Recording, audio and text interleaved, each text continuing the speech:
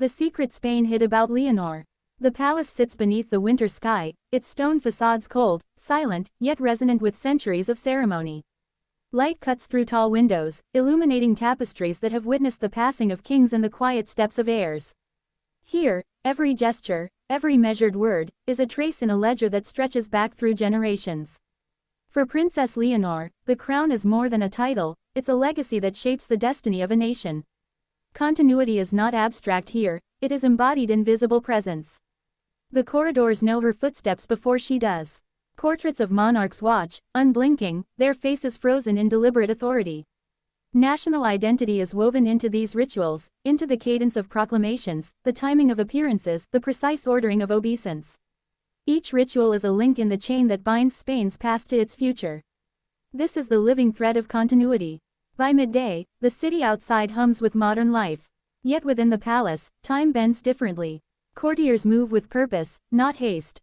Advisors whisper in controlled tones, aware that one misstep reverberates far beyond the walls. Every decision surrounding Leonor is weighted, not for spectacle, but for the stability of the institution she will inherit. History whispers of moments when the monarchy teetered, when succession was questioned, when the abstract principles of duty collided with personal desire. These are rarely discussed publicly, yet they shape every choice the princess makes.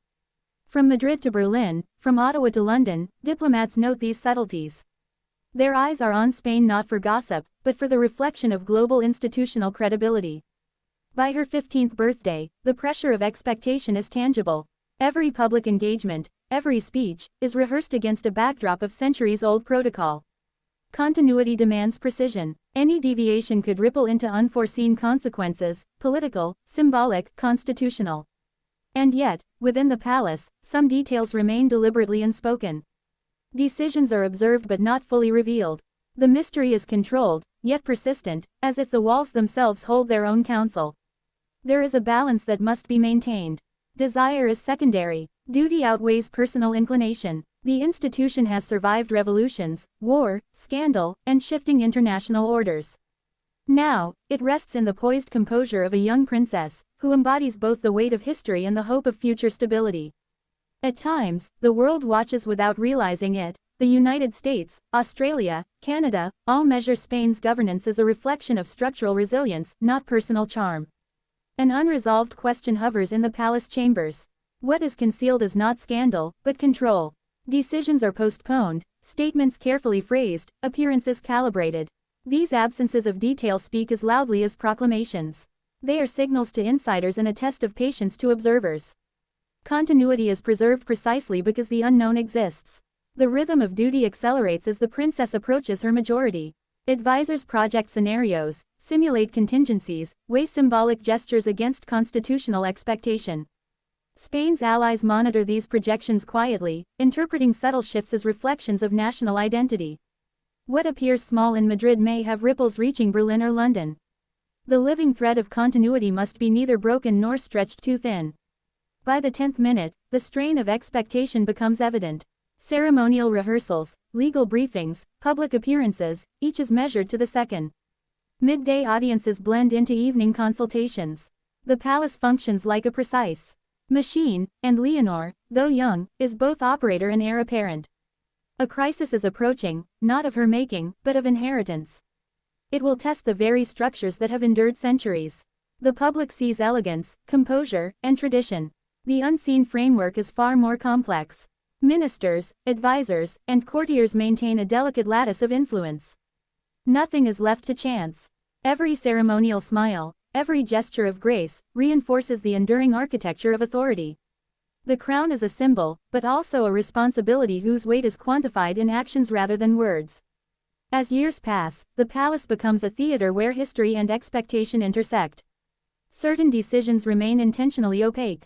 Guests from Canada, Germany, and the United Kingdom note subtleties that are lost in public reporting. These observations, often informal, influence international perceptions of stability and continuity. Even minor deviations could challenge centuries of precedent. By her 18th birthday, Leonor embodies continuity. She moves through the palace with purpose, every step measured against legacy, tradition, and constitutional responsibility. Yet, some matters remain unsettled, deliberately. These controlled absences are a safeguard. The institution thrives on them, allowing adaptation without upheaval. Each unanswered question strengthens, rather than weakens, the monarchy. At critical junctures, ritual serves as both guidance and reminder. Ceremonial dress, the order of processions, the placement of symbols, these are not mere pageantry, but functional elements of governance. Observers abroad interpret them as reflections of Spain's institutional health. Every movement reinforces national identity, embeds continuity into visible form, and projects resilience to allies and observers. The narrative arc of duty, law, and inheritance crescendos quietly. A point of no return approaches. Choices once abstract become tangible. Every audience, every meeting, every declaration becomes a thread in the web of succession. A misstep could fracture the appearance of stability, yet history shows that preparation, discipline, and adherence to protocol preserve the institution. Safe foreshadowing of future challenges exists in subtle tensions, debates over constitutional authority, ceremonial precedents, and the perception of power. Diplomats from Australia, the United States, and Canada observe these tensions not with alarm, but with analytical caution. The young princess stands at the intersection of tradition and expectation, her decisions shaping the perception of Spain's monarchy for decades. The palace quiets at night. Light falls across gilded corridors and silent chambers. Decisions linger in the air, unspoken yet consequential. The crown is at once visible and elusive. Continuity is preserved not through transparency, but through the disciplined maintenance of authority. Duty has precedence over desire, history over impulse. The future is not guaranteed, but the mechanisms to preserve it are precise and deliberate. And now, in the stillness of centuries-old stone, the story waits. The threads of legacy, law, and national identity continue to converge. The next chapter is unwritten, yet it carries the weight of all that has come before. What unfolds next will be measured not in sentiment, but in consequence. History watches. The palace waits. And Princess Leonor steps forward, poised between inheritance and destiny. The morning light shifts, filtering through ornate windows, casting long shadows across the palace floors. Each shadow seems to echo the weight of expectation, the kind that has followed heirs for centuries. Courtiers move with precision, their every gesture calibrated to preserve rhythm and hierarchy. Here, the personal and the institutional are inseparable.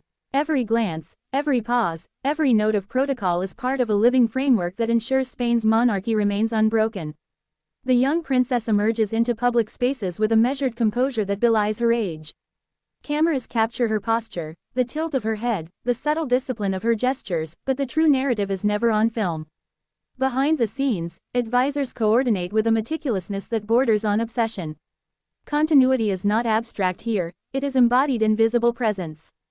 Every appearance is rehearsed to reinforce national identity, yet within each motion lies a silent calculus: how to honor tradition while projecting the resilience of an evolving monarchy. In Madrid, whispers of decisions and plans circulate quietly. Not secrets in the scandalous sense, but controlled information designed to maintain authority and stability. International eyes notice. Berlin interprets ceremonial precision as structural competence. London notes the projection of composure as institutional credibility. Washington registers the discipline as evidence of enduring governance.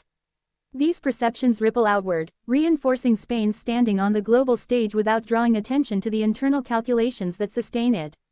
At the heart of the palace, the princess's education is a careful blend of history, law, and diplomacy. Lessons are not abstract, they are instruments of preparation. Every study, every audience, every debate is designed to weave her into the continuity of the state.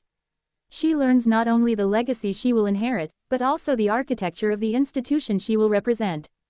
This is the living thread of continuity. By mid-morning, the tension of duty becomes tangible. The palace is a theater where ceremony and governance intersect.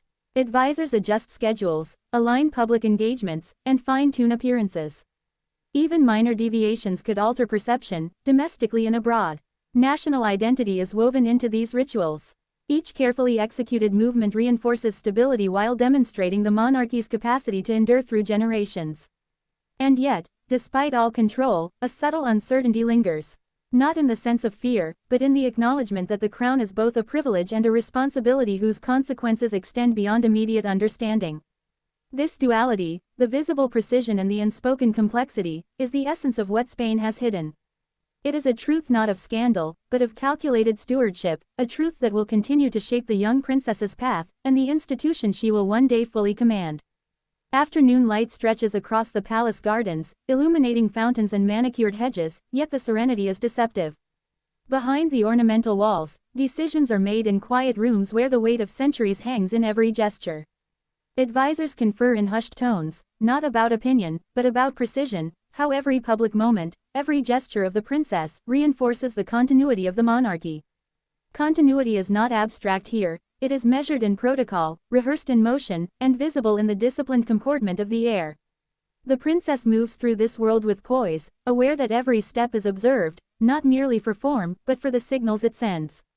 The United Kingdom notes her posture and her engagement with state rituals. Germany interprets her demeanor as an indicator of institutional resilience. Canada and Australia track the subtle choreography of presence as a measure of stability. Each observation abroad, each subtle adjustment, reinforces the living thread of continuity. There are moments when the palace itself seems to hold its breath. Rooms that have hosted kings for centuries carry echoes of precedent, of authority carefully balanced. The princess's education in law, diplomacy, and history is applied not as theory but as preparation for the tangible realities of succession. Every decision she observes, every ceremonial participation, is part of a controlled rhythm that ensures institutional survival. National identity is woven into these rituals, every gesture a symbol of endurance, every word a reinforcement of legacy. Yet, some questions remain deliberately unresolved. Certain internal deliberations, certain protocols, are kept from public view, not to conceal scandal, but to maintain structural integrity. This is the hidden truth Spain has preserved, that the strength of the monarchy relies on controlled opacity, on a deliberate shaping of what is seen and what remains unspoken. These silences are as potent as proclamations, they signal competence, stability, and measured authority. By late afternoon, the palace hums with a disciplined energy.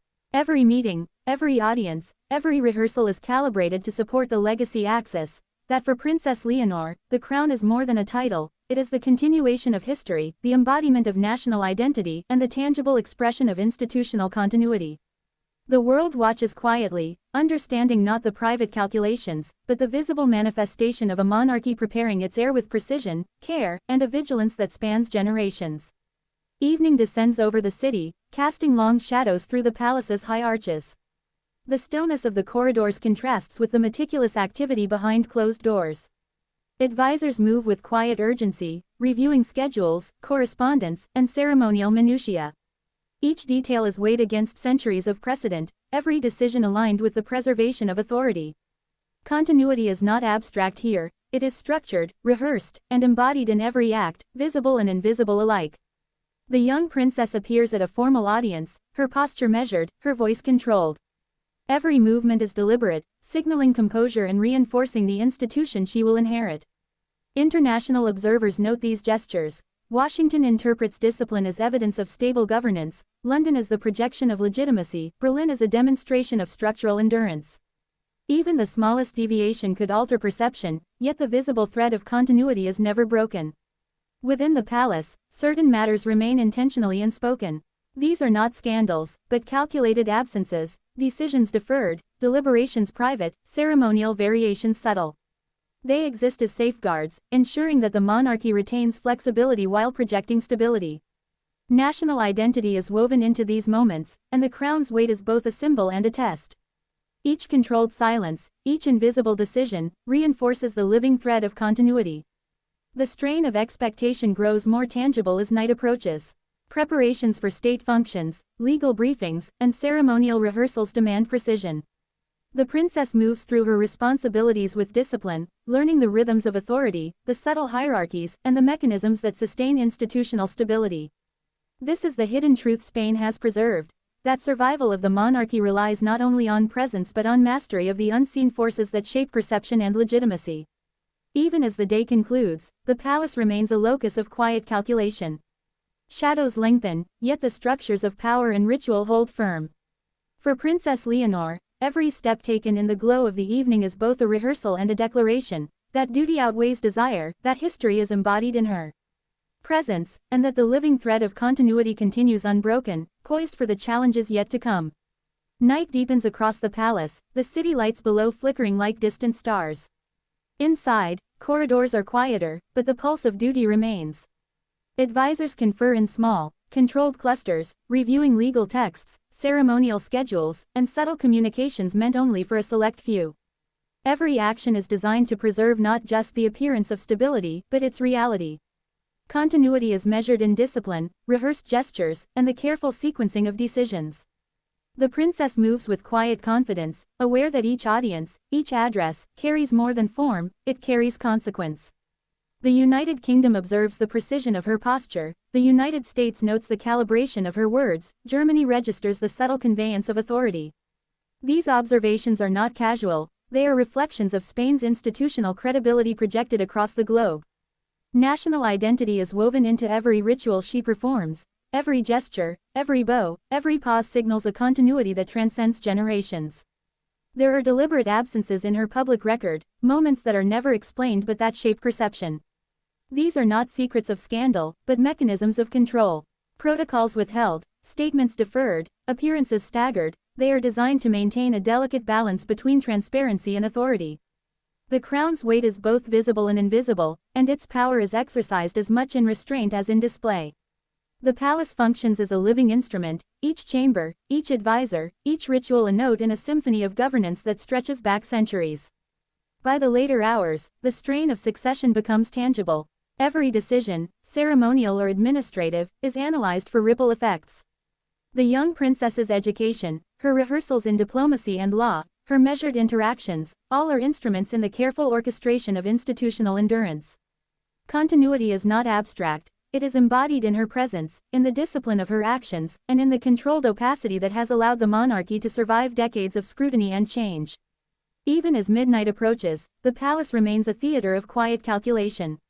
The crown is poised on her brow, yet the true weight is measured in responsibility, discipline, and the invisible currents that shape history.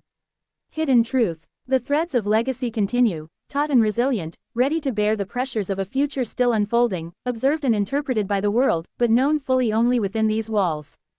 The palace sleeps fitfully under the faint glow of moonlight, yet within its walls, the rhythm of duty continues uninterrupted. Courtiers and advisors move like shadows, unseen by the public, maintaining systems that have been honed over centuries. Every plan, every decision, every measured gesture of the princess is integrated into a lattice designed to preserve authority and continuity. The crown is not merely worn, it is rehearsed, embodied, and disciplined into action. Continuity is alive here, a tangible presence in every movement, every protocol observed. Princess Leonor reviews documents and ceremonial outlines late into the night. Her education in governance, law, and diplomacy is not theoretical, it is applied, immediate, and precise. Each decision, each rehearsal, is layered with historical precedent. International observers note the subtlety of her comportment. In Washington, the United States interprets poise as structural competence, in London, authority projected, in Berlin, the assurance of institutional endurance. Every measured action is a signal, not of personality, but of stability. National identity is woven into these rituals, made visible through her deliberate and disciplined presence. Yet some matters remain deliberately unresolved. These are controlled absences, silences that preserve flexibility while projecting continuity. Not every action is public, not every decision explained. These omissions are essential to the preservation of power, the survival of the institution, and the cultivation of perception. The monarchy has thrived on this balance of revealed and concealed, teaching the heir to navigate both visibility and discretion. This is the hidden truth Spain has long preserved, that resilience is cultivated in restraint, and authority in measured opacity. By the early hours, the weight of succession becomes more palpable. Advisors refine scenarios, anticipate contingencies, and ensure that each step aligns with centuries of protocol. Every engagement, ceremonial or administrative, is a test of continuity. The crown is not a symbol alone, it is the embodiment of a nation's history, the instrument through which duty is expressed, and the measure against which the young princess is prepared to act. This is the living thread of continuity, taut, resilient, and quietly powerful. Outside the palace, the world sleeps, unaware of the intricate choreography that shapes Spain's monarchy. Yet diplomats from Canada, Australia, and Germany watch with careful attention, noting gestures, observing rhythm, and measuring composure. The monarchy's endurance is communicated not through spectacle, but through discipline, through the careful calibration of presence and absence. Each night reinforces the lesson. Survival of the institution outweighs sentiment, Duty supersedes desire, and the crown is carried as much in restraint as in display. The palace exhales slowly, yet its vigilance never ceases. Hidden truth. The threads of legacy, law, and national identity continue to converge in the young princess. The future is uncharted, yet structured, visible, yet controlled. What comes next remains unwritten, but the mechanisms to preserve authority and continuity are already in place, patient, deliberate, and waiting for the moment history demands their full execution. Dawn approaches, soft light spilling across the palace towers, yet the corridors remain silent, heavy with the weight of centuries. The crown rests lightly on the young princess's brow, yet its gravity is immeasurable, felt in every measured step, every deliberate gesture, every unseen decision that guides her path.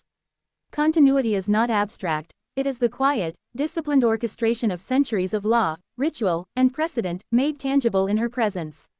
National identity is woven into these moments, visible in posture, in poise, and in the precision of action. Across the globe, observers in Washington, London, Berlin, Ottawa, and Canberra register her composure, not as spectacle but as assurance of institutional stability. The monarchy's endurance is communicated silently, through ritual, through restraint, through the disciplined performance of duty. What is hidden is as powerful as what is revealed, controlled silences, deferred decisions, and the careful management of perception. These are the instruments that preserve authority, shape legacy, and protect the living thread of continuity. The palace itself seems to breathe with anticipation. Every chamber, every hallway, every ceremonial space is charged with potential. The crown is more than metal, it is responsibility, history, and expectation converging in the poised figure of the princess. Desire is secondary, duty is primary. The institution survives because its heirs understand restraint, the weight of precedent, and the silent mechanisms that sustain authority. The future remains unwritten. The young princess steps forward into a world that watches, measures, and interprets her every movement. Yet what will unfold next is known fully only within these walls, calculated, deliberate, and deliberate again. The monarchy continues to endure, strengthened by unseen forces, disciplined by centuries of precedent, and guided by a principle that transcends personality, that duty outweighs desire, that legacy endures, and that continuity is the ultimate prize. As the palace quiets beneath the early morning light, a sense of forward-looking uncertainty remains. Hidden truth. The story is not finished. The crown rests, the living thread continues, and history waits. What comes next will define not only a princess, but the future of a nation.